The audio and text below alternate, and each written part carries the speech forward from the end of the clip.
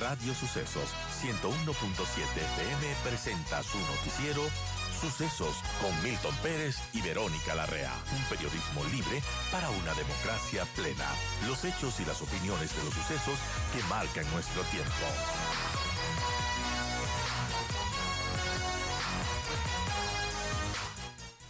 Y bueno, respecto a este atentado, Miguel Uribe permanece en estado crítico 3 días después de sufrir este lamentable atentado que, como mencionaba, ha conmocionado a Latinoamérica, por supuesto a Colombia, pero también al Ecuador.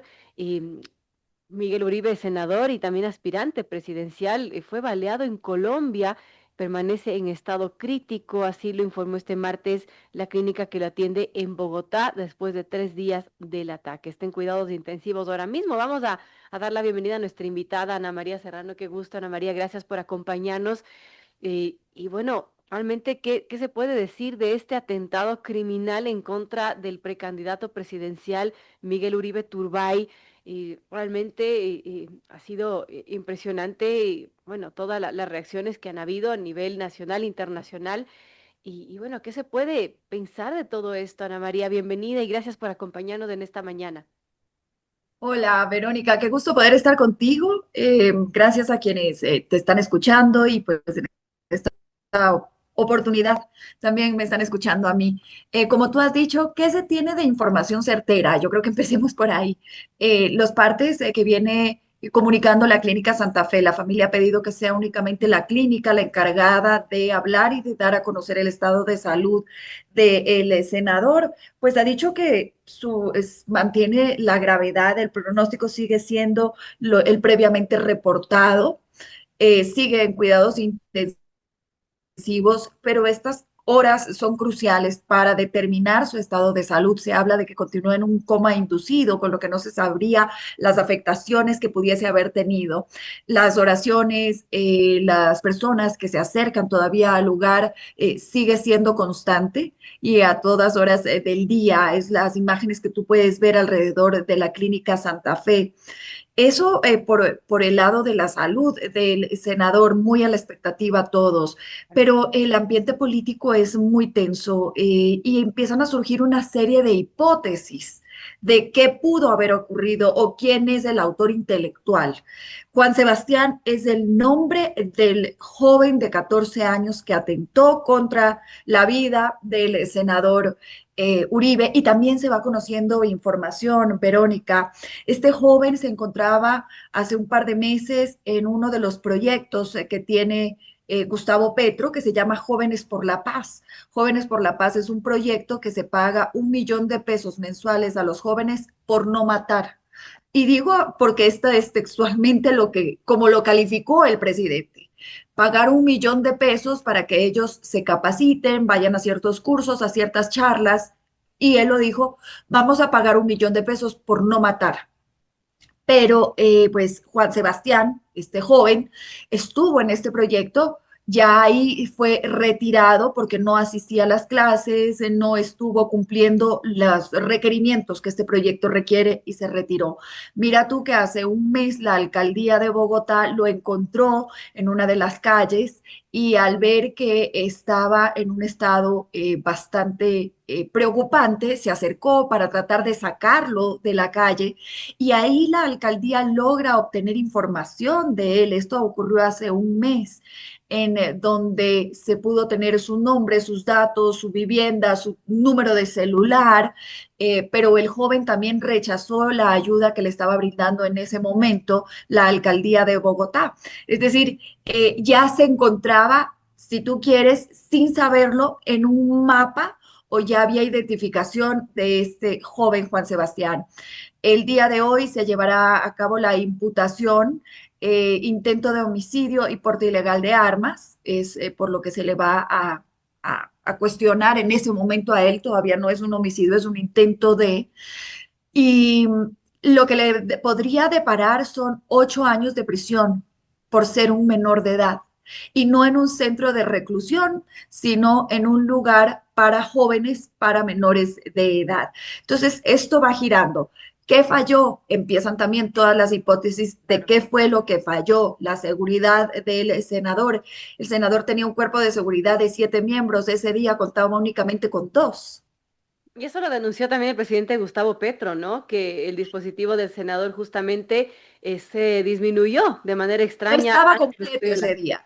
Digamos lo que no estaba completo ese día, pero también el mismo presidente ha dicho que se tenía información de que se venían realizando seguimientos al hijo del senador. Estamos hablando de un niño de 4 años. Esa información, ¿cómo la tiene el presidente en este momento, pero no la tiene el director de la UNP, que es el encargado de prestar toda la seguridad a quienes requieren en este país? No la tenía la policía. Hay una serie de hipótesis que empiezan a surgir, Verónica, que yo creo que no son para nada saludables. El mismo presidente ha dicho que información que le llegó por cuerpos de inteligencia extranjeros es que esto, quienes estarían detrás, sería la mafia internacional. Esa es la hipótesis que suelta el presidente de la República, pero también el día de ayer varios precandidatos presidenciales han dicho que han recibido información que su vida también estaba en riesgo, que también estaban siendo objetivos para ciertos atentados y también el expresidente Álvaro Uribe Vélez dijo que recibió información por inteligencia internacional en donde se planificaba un atentado contra su vida, en donde se iba a pagar 8 millones de dólares por atentar contra la vida del expresidente, contra la vida también de María Fernanda Cabal, Abelardo de la Espriella, Vicky Dávila, todos los que te menciono son precandidatos a la presidencia en este momento. Creo que, y digo, Verónica, creo que no es sano, creo que esto lo único que genera es mayor incertidumbre que pueda incluso entorpecer muchas de las investigaciones que se estén adelantando. Yo creo que lo más responsable en este momento es dar ese tiempo y dejar que los cuerpos de seguridad, que la inteligencia del país actúe para que dé una respuesta mucho más certera y mucho más en concreto. Se han hecho cientos de entrevistas a las personas que han estado, se han hecho seguimientos previos de este joven. Se conoce, sí, que llegó una hora antes al lugar del encuentro donde ocurrió este lamentable hecho, que revisó un poco el lugar, que estuvo en el lugar. Él llega con una chaqueta, él llega con un teléfono celular, todavía no se recupera ni esa chaqueta ni ese teléfono celular.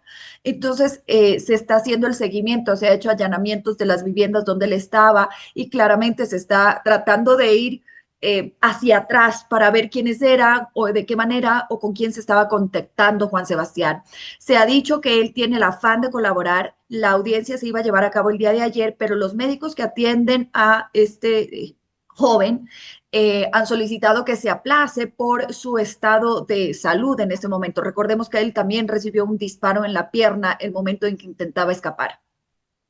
Bueno, es impresionante esto que ha ocurrido en Colombia, que también nos afecta como un país vecino. Estamos conversando con Ana María Serrano, periodista, presentadora en Cable Noticias allí en Colombia. Son las 7:28. Ahora, no teniendo el ánimo de especular y lanzar hipótesis, Ana María, pero ¿a quién podría beneficiar si es que hubiese llegado a asesinarse a Miguel Uribe? Verónica, es que a mí me cuesta mucho decir a quién puede beneficiar. Yo creo que todos pierden. Yo creo que, pues, arrancando porque, por su familia, por su familia. Se ha hablado de un autoatentado, de que la derecha podría estar haciendo este autoatentado para desestabilizar al gobierno. El gobierno habla también de que quieren desestabilizarlo. La derecha o centro derecha este caso habla de que quieren eliminarlos, de que no hay garantías. Lo que sí te puedo decir, quizás con certeza, es la reunión que hubo ayer por parte de los partidos políticos, en donde ellos sí suspenden las acciones en solidaridad a la falta de garantías contra la oposición. Ellos sí lo han hecho saber y lo han dicho, y no reconocen ni al presidente de la República ni al ministro del Interior como garantes para el proceso electoral, con lo que han pedido que sea la Procuraduría la encargada del proceso electoral, porque no reconocen ni al presidente ni al ministro del Interior. Entonces, el ambiente político, si bien se ha hablado de que debemos desescalar la violencia con la que hemos venido hablando y los términos que se han venido utilizando, y digo hemos, porque es una responsabilidad de medios de comunicación, de partidos políticos, de dirigentes, etcétera, etcétera, pues al no reconocer esto pone también un tema muy complejo en el ámbito político. Verónica, esto un poco se empezó el ambiente político estaba muy caliente por la consulta que quería enviar el presidente Gustavo Petro, por la no aprobación de la reforma laboral. Y la reforma laboral tenía que ir en su tercer debate. Ahora pues está en cuestionamientos si habrá ese debate. El presidente ha dicho, por un lado, que la congelan la consulta por un momento, pero después no la congelan, es decir, la reavivan, no se sabe qué va a pasar. De hecho, el presidente Gustavo Petro tenía una visita hacia la ciudad de Cali, en donde iba a haber una movilización en apoyo a esta consulta. Varias voces le pidieron que no era el momento, que no la haga, va a llevarse a cabo esta caminata, esta movilización. Y los concejales de Cali han dicho pues que no es grato que no vaya hacia la ciudad de Cali. Entonces, realmente en este momento el ambiente es muy complejo en el ámbito político, de mucha polarización, de mucha confrontación, de mucho dolor. Ahora, qué lamentable todo esto. Estaremos muy pendientes de las investigaciones, de lo que ocurra, pero cabe notar, Ana María, que no es la primera vez que se atenta contra un candidato o que se asesina a un candidato. Bueno, recordemos, por ejemplo, el magnicidio de Jorge Eliezer Gaitán en 1948, quien había sido candidato liberal en el 46, y esto quizás fue el detonante de toda una época de que realmente se recuerda de manera muy triste en Colombia, ¿no? Con violencia, y esto quizás ya marcó el origen del conflicto que surgieron luego con las guerrillas, pero esto no es algo nuevo que pasa en Colombia, tampoco en el Ecuador, porque ya asesinaron a un candidato presidencial, pero es muy doloroso tener que hablar sobre esto. Sí, no, no, no, lo que tú dices, Galán también, recordemos que el papá de quien es alcalde en ese momento de Bogotá también fue callado de la misma manera, fue silenciado. Verónica, quizás lo que dicen muchos de los analistas acá es que la diferencia es que en ese momento se sabía quién estaba detrás y eran las mafias que uno podía ubicarlas como las mafias del narcotráfico, como era un Pablo Escobar quien estaba detrás de esto. En este momento hay mucha incertidumbre de quién está atrás. Sí te puedo decir un retroceso en el tema de la seguridad muy grande que hay en este país. De hecho, hoy hace pocos minutos, hay nuevamente carros bomba en el Cauca, en Corinto, Cauca. Sí te puedo decir que hay más de 200.000 hectáreas de coca sembradas, que los niveles de secuestro, extorsión, vacunas se han incrementado más de un 100%. Esa es la realidad. Es un retroceso de muchos años atrás, de muchos pasos que ya había ganado, o se pensó que Colombia ya había ganado y que con esto estamos viendo que no se ganó. Una guerra que lleva muchos años, un país con mucha violencia. Y sí te puedo decir que a mí me ha generado mucho dolor, eh, mucha incomodidad, quizás que siento que aquí se les ha vuelto parte del paisaje. Ya no hay un que les llame tanto la atención, quizás como nos llama a nosotros en Ecuador, Verónica, que es, esto se ha vuelto mucho más aquí parte de un paisaje, eso me parece absolutamente doloroso, lo que genera mucha indiferencia. Eh, y si me preguntas, yo ayer me hacía una reflexión, yo decía, yo no quiero que eso me pase a mí. Yo no quiero que este nivel de violencia, yo no quiero que porque piensas diferente, te callen de esta manera, sea Horrible. concebido o sea visto como algo normal y natural. No, no, no se nos puede volver como sociedad, esto no se nos puede volver parte del paisaje, no podemos normalizar esta clase de situaciones, jamás.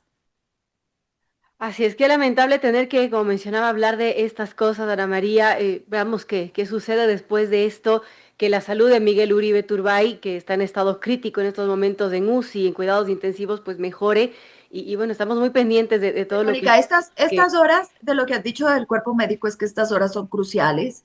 Después, y te digo lo que dice el cuerpo médico, que después de 72 horas de una intervención o de una magnitud como la que él tiene, son cruciales para saber si hay algún tipo de respuesta para poder seguir o ver cuáles son las modificaciones que se hacen dentro de su tratamiento.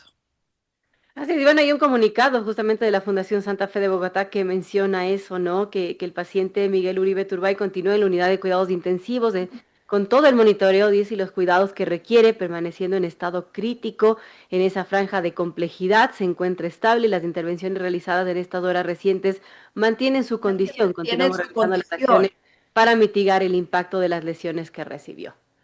Y yo creo que quizás si analizamos a detalle, sin ser médicos y quizás cometiendo muchos errores, esa franja de complejidad se encuentra estable y las intervenciones mantienen su condición.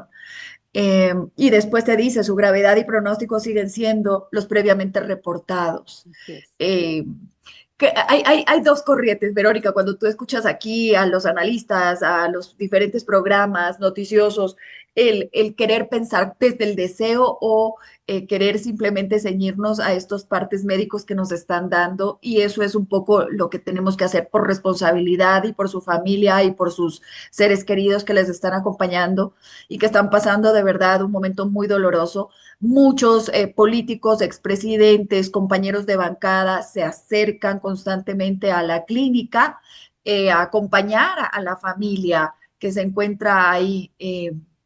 No me puedo ni imaginar en la situación. No me quiero imaginar, quizás.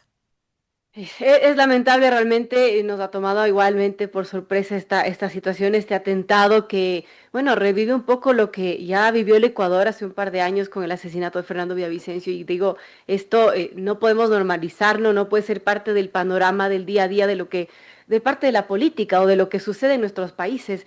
Yo quiero agradecerle a Ana María Serrano, periodista, presentadora en Cable Noticias en Colombia, por comentarnos bueno, las últimas novedades en torno a este atentado de Miguel Uribe Turbay, que ahora, como mencionamos, está en estado crítico. Estaremos informando muy pendientes de esto y gracias, Ana María, como siempre, No, por Verónica, estar gracias. en el país vecino de Colombia.